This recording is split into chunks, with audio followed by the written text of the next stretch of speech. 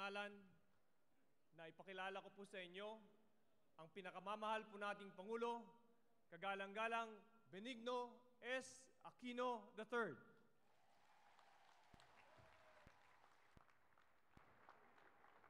Maupo tayo lahat. Secretary Jun Abaya, Senator Frank Trilon, siyempre pinagpipitagaan ng Governor.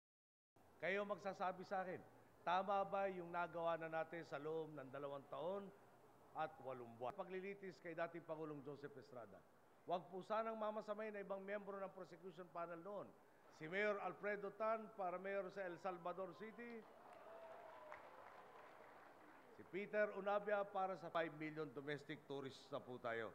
Sa madaling salita, mababa po yung target.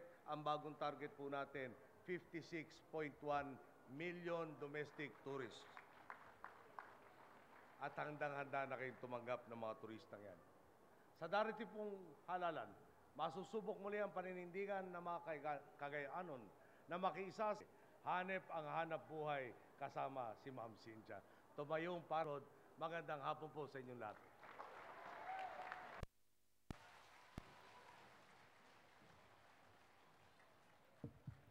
Thank you very much, President Aquino.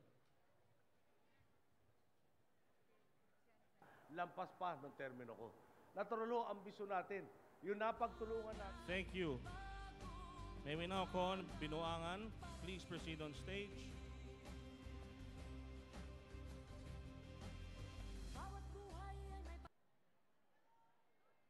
Salamat kayo, salamat. Magkita-kita pon. Ya sa hawanan sa atong kalihukan.